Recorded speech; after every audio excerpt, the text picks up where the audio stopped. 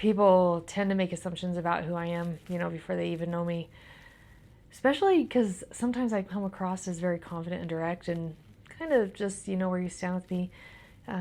People just kind of assume I must just have a really crazy world. But let's tell them a little bit about Deb Criddle. So I didn't grow up in a broken home. I grew up in a house where my mom made dinner most nights, not because it was trendy or nostalgic, that's just what she did.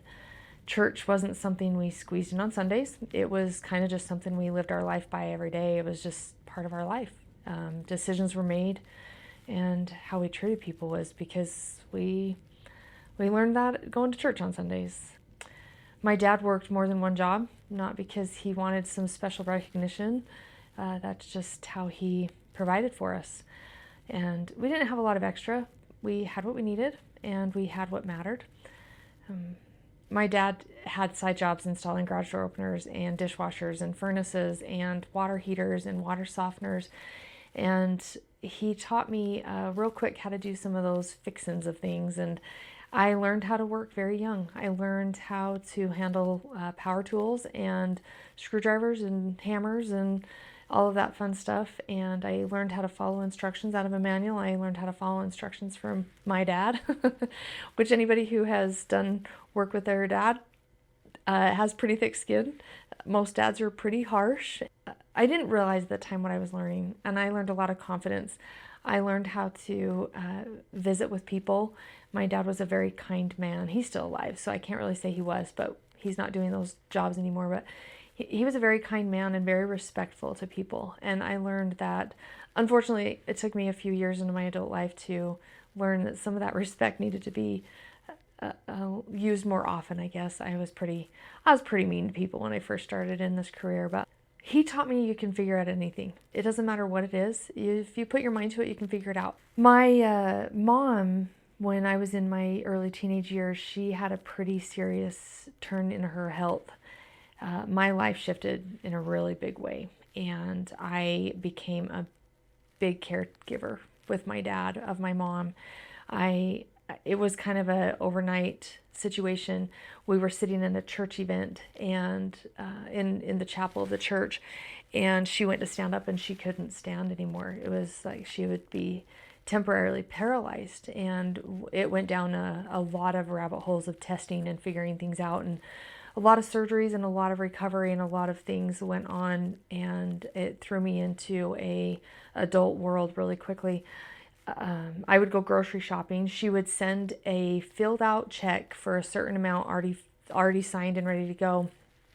And I would have a list, and it was very specific. I had to get everything on that list, and I had certain things that I had to buy name brand of. And if I budgeted right and there was a little extra left over, I had the ability to get a treat. I learned pretty quickly how to save some shekels here and there so that I could get myself a little treat at the end. And budgeting money became very important to me because I had to get everything on that list, and there was a reward at the end of it. I didn't learn how to budget from a class. I learned from a little bit of school of hard knocks. I grew up in a small farm with my brother. My brother and I were really close in age, and then I had three older sisters that were a little bit older than, quite a bit older than me. He was the only son, and he was just a little bit older than I was. We stayed busy. There was always something to do. Grandparents were right there. They were involved in our lives, and they always kept us doing things on the farm. They taught us a lot of lessons. My grandpa was a very kind person. In my years, I was kind of the younger generation of my grandparents' grandchildren. You talk to my cousins that were a little bit older, and he was very, very mean. He's a Cooper, and the Coopers have some pretty healthy tempers, I understand, but luckily I never saw that.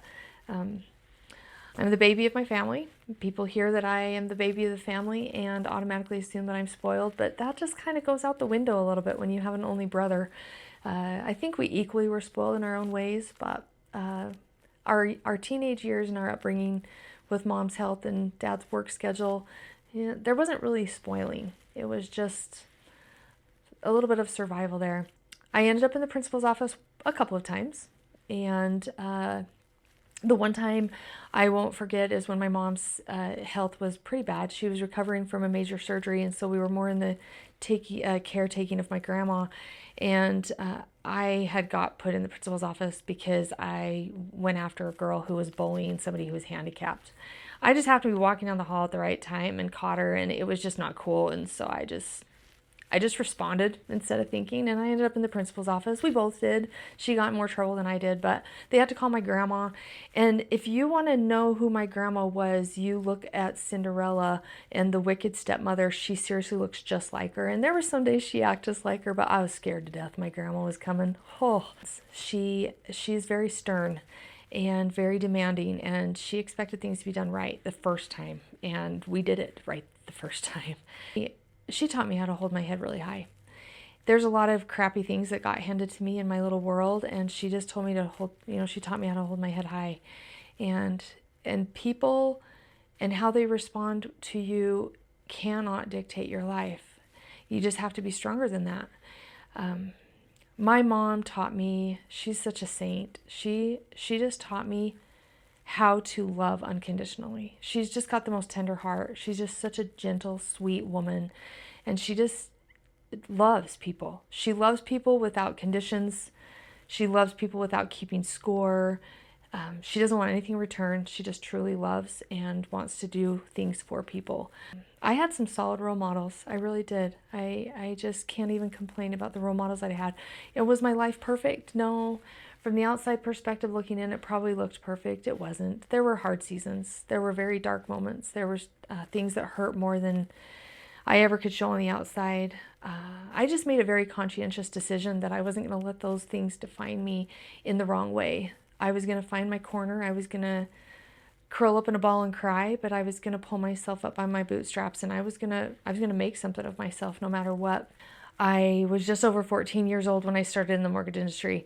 I fell in love with it quickly. I really had no clue what I was doing back then, but I fell in love with just the environment that was there, the people, the problem solving, all the responsibility. I definitely have days that I didn't handle things the way that I should have, and I definitely had days that I went home crying. But if you'll just pause and breathe and just remind yourself, just respond after you've taken a breath. Don't just react. I definitely have learned that the hard way, but I've definitely learned that that is the way to handle things. Sometimes people's stories are full of good things. Sometimes it includes hard things. Sometimes people's paths throw them down a really crummy road and they don't end well. And sometimes they go down a crummy road and come out just with flying colors. But sometimes the strongest thing you can do is choose to just grow in the times of your trials instead of just getting stuck and discouraged. And I believe in hard work. I believe in taking accountability for any part of your actions that you are a part of. I have a huge belief in being kind and giving everyone grace, because everybody's just trying to fight a battle, and it's not a fun battle we're in right now. That's really it. It's where I come from. Little farm girl in Idaho, and loved by my parents who are still happily married, and had many arms around me growing up to make sure I was in the right path to get me into a successful world. So that's who I am.